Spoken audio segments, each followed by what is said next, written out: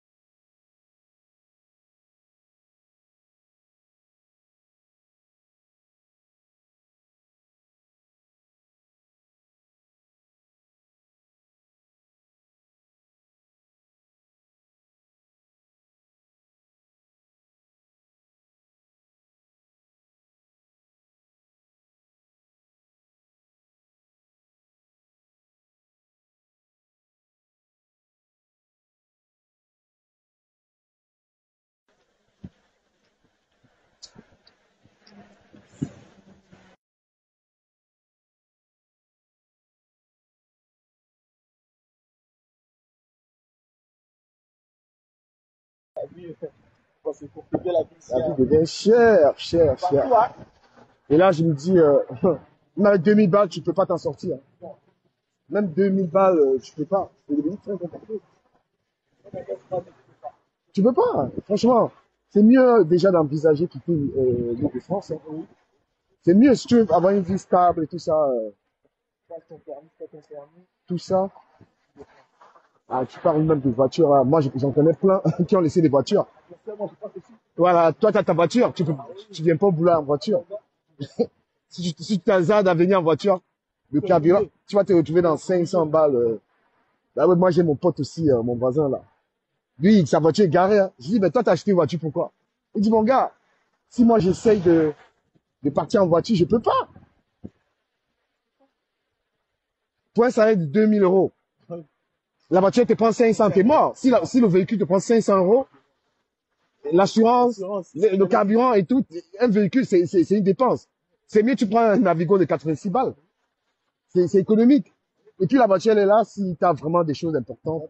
La voiture, elle sert le coup. C'est les coûts, des petits trucs.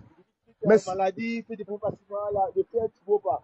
Non, au travail, ça sert à. Ah, au boulot, si tu as un boulot à côté. Oui.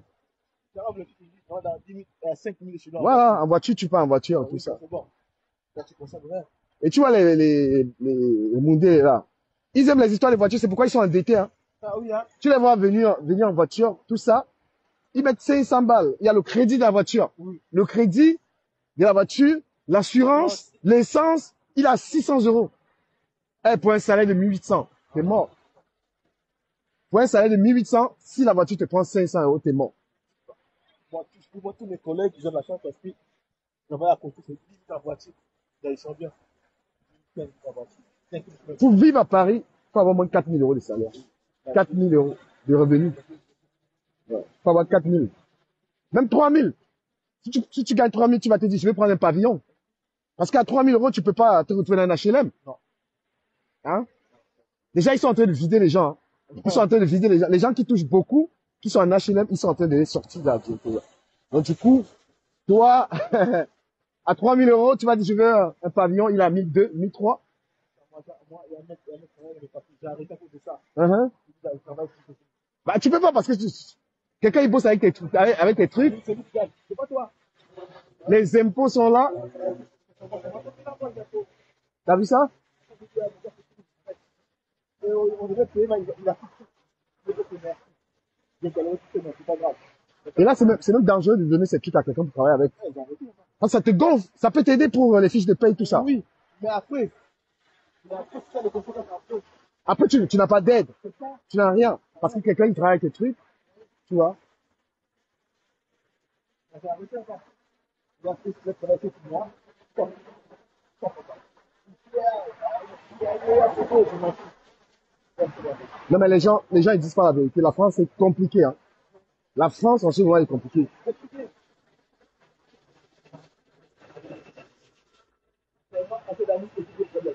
Évite des enfants. Faut éviter beaucoup d'enfants. Voilà ce qui. Ah ouais, parce que là. Ouais. Parce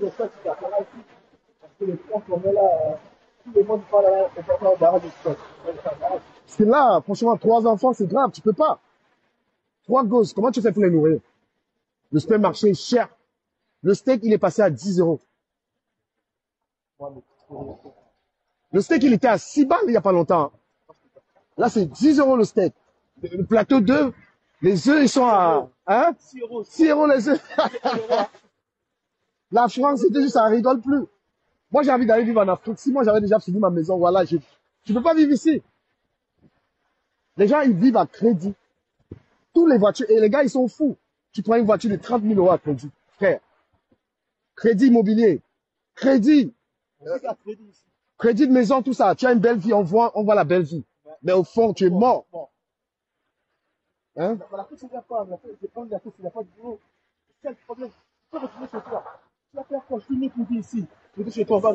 Ouais. Non, mais les gens, ils veulent pas dire. La vie, la France, c'est la galère. C'est la misère totale. En Espagne, le travail aussi là-bas. Le boulot là-bas, c'est compliqué. Tout ça, ça revient à quoi? Au boulot. Bien sûr. Et tu as vu maintenant beaucoup de jeunes se prostituent. Hein. Les jeunes filles là. Elles sont dans les sites. Hein. La plupart sont dans la prostitution. Hein. Oui. Tu vois, aujourd'hui, les filles, elles veulent plus de relations. Pourquoi? Parce qu'elles savent qu'on paye. Quelle fille encore elle veut une relation aussi? Franchement, Beaucoup de filles. C'est la prostitution. Macron, il a quand même niqué ce pays, je crois. Il avait niqué, mais Il a niqué ce pays. Mais le RN ne fera rien ensuite. Là, ils feront rien, ça va être pire. C'est pas un pays à vivre, mon frère. Il faut déjà penser à aller ailleurs. Demain pas. Vas-y, mon gars, demain. D'abord, ouais. Demain, Là, mon gars. je t'ai vu, mais avec ton téléphone là-bas. Ah. Ton téléphone côté chez nous, là. Ah ouais, ben là-bas, tu me voyais? Je gérais mes affaires tranquilles. Bonjour, bonjour, bonjour. Je vais faire quelques petites précisions. Bonjour à vous. Là, c'est un collègue avec qui j'ai l'habitude d'aller au boulot. Là, on vous récapituler un tout petit peu la vie de France. Et ça, les choses sont très compliquées. Et les gens nous vendent du rêve sur Internet. Bon, voilà. Moi, je vais clarifier 2 choses.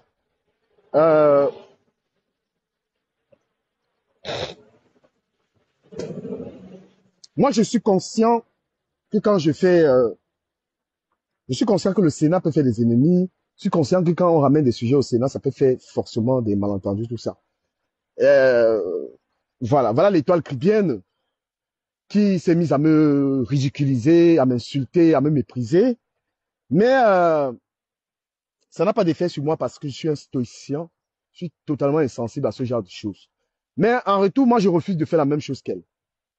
Il y a beaucoup de choses à dire sur l'étoile cribienne.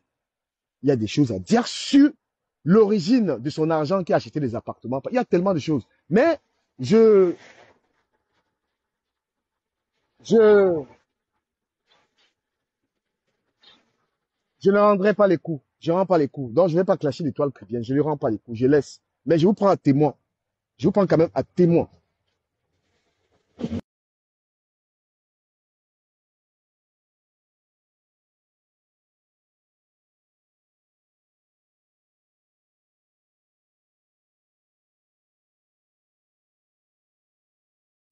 Voilà, je vous prends à témoin du clash de l'étoile cribienne. L'étoile cribienne, elle était au Sénat, on a discuté, elle a sûrement pas été d'accord avec tout ce qui a été dit, j'ai compris. Mais je me rappelle pas que nous l'avions insultée, comme ce fut le cas dans son live dans lequel elle me méprisait à tout, du début jusqu'à la fin. Mais la grandeur voudrait qu'on ne rende pas tout le temps les coups, qu'on ne clash pas tout. Moi, je la laisse dans son film. Je pardonne ça cette fois-ci, je laisse. Mais je vais dire publiquement à l'étoile cribienne, le direct que tu as fait sur moi, là, je vais pas te répondre. Mais si tu fais un direct encore sur moi, moi, je te répondrai très violemment. Je te l'ai dit. Et parce que je sais très bien ce que je peux dire sur toi qui ne sera pas du tout diffamatoire. Je laisse tomber. Parce que beaucoup de gens, j'ai mes abonnés à qui je dois rendre compte. Je pourrais me taire. Mais j'ai des gens qui m'aiment beaucoup, qui m'ont dit, mais Ducamel, qu'est-ce que c'est que cette histoire? Je laisse tomber. Voilà. Je te réponds pas. Je passe. Maintenant, je vais rectifier quelque chose. Euh, j'ai entendu mon nom dans le direct de Bertrand hier. Mélissa. Mélissa a prononcé mon nom plusieurs fois dans le direct de Bertrand. Mélissa, je ne sais pas ce que tu me veux. Je ne sais pas si la description de ce que tu faisais dans le direct de Bertrand, c'était lié à moi. Madame, je vous prie, parce que vous dites des choses et son contraire. Vous dites qu'il faut pardonner, il faut faire la paix, mais quand on vous entend parler dans un autre sens, c'est pas du tout ça. Vous avez le droit de dire ce que vous voulez. Mais quand vous me citez, moi j'ai aucun problème avec Bertrand. C'est pas pourquoi tu me citais là-dedans que Ducamel. Ducamel et Bertrand n'ont aucun problème. D'accord? Voilà, tu m'as cité Ducamel, mets un peu de l'eau dans ton vin. L'eau dans le vin, par rapport à qui? Et j'ai vu Bertrand jouer le sale jeu de ne pas te reprendre. J'ai vu Bertrand ne pas te dire que Ducamel n'a aucun problème avec moi. Parce que c'est ce sale jeu de Bertrand que j'aime pas. Tu me dis Ducamel, mets un peu de l'eau dans ton vin. Par rapport à quoi? Est-ce que j'ai un problème avec Bertrand? Je n'ai pas de problème avec lui. Je vais sur sa page, il vient sur ma page. Pourquoi est-ce que quand tu viens régler les problèmes avec Bertrand, tu mets mon nom là-dedans? Et Bertrand, toi, tu regardes ça, tu ne dis pas à Mélissa, stop. Ça, ce sont ces faux jeux que je ne supporte pas du tout. Je ne pense pas avoir un problème avec Bertrand. Bertrand a son blog. Quand je peux, je vais là-bas. Quand il peut, il vient sur ma page. On n'a aucun problème pour l'instant. Bertrand a ses ennemis et je ne me reconnais pas dans ses ennemis. Donc, Mélissa, tu peux expliquer pourquoi est-ce que tu me cites là-dedans? J'ai quel problème? Bertrand et moi, on s'entend pour l'instant. D'accord? Et quand tu me cites, Bertrand, il reste calme. Il ne dit rien du tout. Tu vois? Ça, c'est l'hypocrisie. Bertrand doit te rappeler, Bertrand doit te dire que non, ne cite pas Ducamel là-dedans. Non, il ne cite pas. Il laisse faire. Tout ça pour me salir. Mélissa, j'ai eu des histoires avec toi. Je pense que, pour moi, ça ne mérite pas une certaine rancœur, quoi que ce soit. Tu m'as insulté, tu m'as méprisé. Parce que quand vous racontez souvent les problèmes que vous avez avec les gens, vous savez, vous êtes très forte pour dire ce que les gens vous ont fait. Vous ne racontez jamais la partie où vous avez été insultant. Vous avez le droit de m'insulter. Vous avez le droit, vous avez l'exclusivité de me mépriser. Non. Même pour tout l'ordre du monde que vous aurez donné à quelqu'un, vous n'avez pas le droit de venir l'insulter avec elle.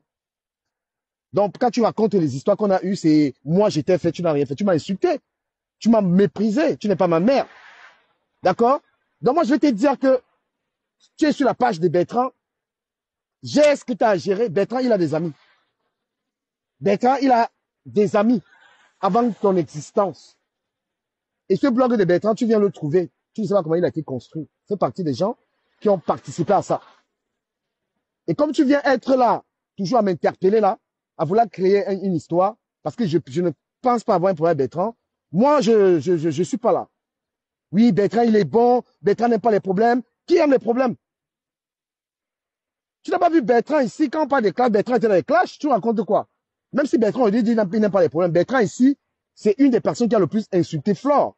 En la caricaturant avec la patte de porc. Bertrand était dans ces trucs. Aujourd'hui, il revient de bons sentiments, il n'est pas là. Mais viens pas noircir les autres et dire que Bertrand, il est mieux. Donc, moi, je te redis très respectueusement, Madame Mélissa, personne n'est en concurrence avec Bertrand, il fait son blog. Voilà, si moi je ne le respectais pas, je ne viendrais pas ça. Vous aimez trop créer les problèmes inutiles. Déjà, tu peux pas te dire, tu es général de quelqu'un, tu viens, c'est toi qui lui donnes les injonctions. Quand tu es général de quelqu'un, tu suis sa ligne. Hein? Tu viens suivre la ligne de celui du blogueur. Parce que la blogueur, c'est pas toi, en fait. Tu viens, c'est comme une sorte d'infantilisation, en fait. C'est toi qui es la maîtresse, toi qui lui donnes les lignes et tout ça. Ça se fait pas. Quel est le but si tu veux être vraiment là pour le soutenir, mets ton visage. Tu vas être dans le noir et donner la valeur à quelqu'un. Viens, tu dis, me voici, je viens te soutenir. Voilà, et je parle de toi ce matin parce que tu m'as cité négativement. Tu me dis, mets de l'eau dans ton vin par rapport à quoi? J'ai aucun problème avec Bertrand. Quand Bertrand me fait chier, moi je me bats. Il fait son blog, il n'a pas besoin de moi, je sais. Il n'a pas du tout besoin de moi. Tu m'as pas entendu dire que c'est moi, c'est grâce à moi, que Bertrand. Non, non, je dis pas ça. Donc, il faut arrêter les conneries. S'il te plaît. Merci. Voilà. Il a sa page, j'ai la mienne.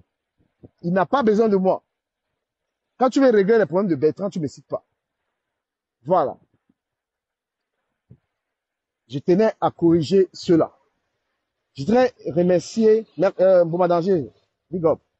Je tenais à remercier les personnes qui partagent mes vidéos, les personnes qui me suivent. C'est grâce à vous que je peux, voilà, c'est grâce à vous que je peux manger aussi quelque chose sur, les réseaux sociaux. La morale, la manière de parler compte. Quand vous avez des enfants, vous tenez à ce que vos enfants ne soient pas grossiers. Vous tenez à ce que vos enfants, quand ils parlent, parce que la beauté même d'un homme, c'est la manière de parler. Parler aux gens. Vous aimez les gens qui parlent bien. Vous aimez les gens, même si elles sont attaquées, savent comment répondre. Je suis très mal à l'aise avec les personnes qui parlent mal aux gens. Quand moi je parle mal à quelqu'un, ce qui est d'ailleurs rare quand j'aime bien une personne, c'est quand ça en est un peu de trop. La première règle d'éducation, la première éducation qu'on donne à des enfants, c'est les enfants, ils doivent ils doivent bien parler. Est-ce qu'on est d'accord? Moi, je suis très mal à l'aise avec des personnes qui ont ce genre de blog où on méprise les gens, on insulte les gens. Je suis très mal à l'aise à ça, je tiens à le souligner. Si le blog de quelqu'un, c'est commencer les insultes, le mépris de tout le monde, ça ne m'arrange pas du tout. Je préfère les blogs où on conseille. C'est pourquoi j'aime bien le blog de Bertrand. Parce que Bertrand, il est quand même de bonne moralité. J'aime les gens qui enseignent. J'aime les gens qui sont exemplaires. Même face aux attaques, il faut garder une certaine ligne, une certaine morale. Même face aux attaques, même si quelqu'un t'attaque, tu gardes une certaine morale. Le but n'est pas d'aggraver la situation, c'est de chercher à... Le but n'est pas d'aggraver la situation, c'est de chercher à régler ses problèmes. Voilà. Et moi, je vais dire à beaucoup d'hypocrites qui sont sur Internet, quand il y a un problème, dites les choses. Mon problème, c'est que je dis les choses. Hein? Il y a un problème entre Flore et comment ça s'appelle? Et la petite là, Nicole. Quand vous prenez la parole pour ce problème, dites la vérité. Dites simplement la vérité. Parce que j'ai vu, Mélissa, moi je te réponds un peu parce que je t'ai vu quand tu parlais de chez Bertrand. Tu as été incapable, Mélissa, tu as été incapable de dire ce que tu penses. Tu as fait ce qu'on appelle une bonne manipulation. Parce que Bertrand est acculé, pourquoi? Parce que c'est la prise de position de Bertrand qui fait qu'il est des problèmes avec les gens. Tu prends la parole, tu n'es pas capable de donner les torts de chacun. Non. Mais tu te livres à un exercice de manipulation. Ouais, Bertrand, c'est comme ça. Non. Mélissa, tu es la générale de Bertrand. Bertrand est acculé parce qu'on veut qu'il prenne position par rapport à ces conflits.